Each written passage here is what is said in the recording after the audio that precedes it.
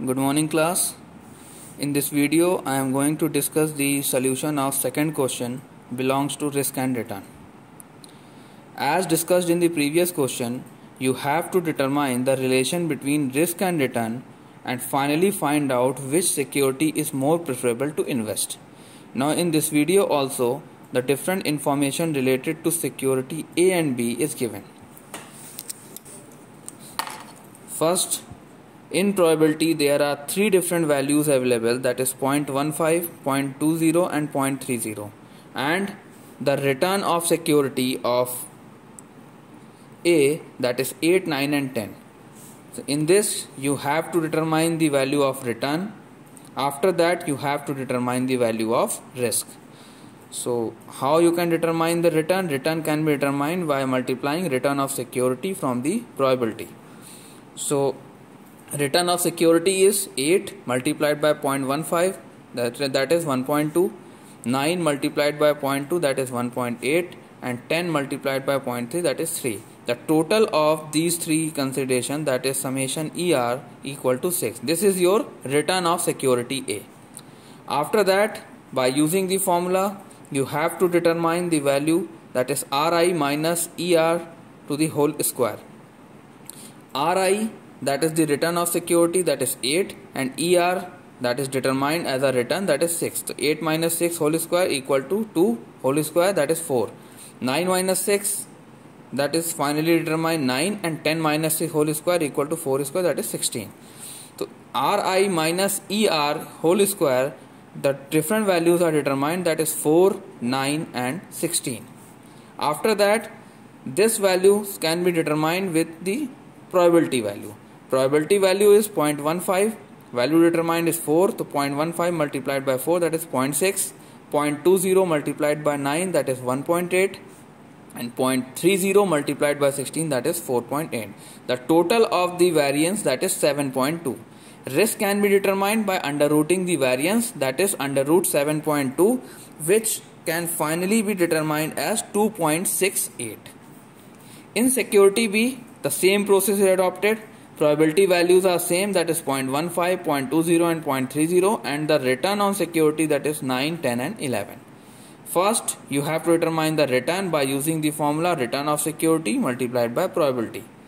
9 into 0.15, that is 1.35, 10 into 0.20 equal to 2, and 11 into 0.30 equal to 3.3. So summation ER equal to 6.65. Next, you have to apply the formula, that is RI minus ER whole square. RI is 9 and ER square you have determined, that is 6.65. So 9 minus 6.65 whole square, that is 2.35 whole square. If you multiply 2.35 two times, the value is 5.225. You have to take the values up to 4 decimal place after decimal. Next, 10 minus 6.65 whole square, that is 3.35 whole square. Answer is 11.2225, and the last one 11 minus 6.65 whole square, that is 4.35 whole square.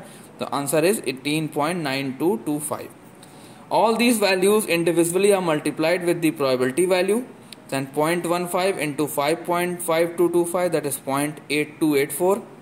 Next multiplication, find out the value 2.2445, and the last one, that is the probability 0.30 into the value that is you have determined, that is 18.9225, that is 5.6768. Finally, the variance total is 8.7497. Now the security B risk under root 8.7497, the value is 2.96. So after determining the values of risk and return, risk of security is 2.68, return 6. Risk of security B is 2.96 and return is 6.65. So in this question, it is not possible to directly find out which security is preferable, because in security A, risk and return both are less as compared to security B.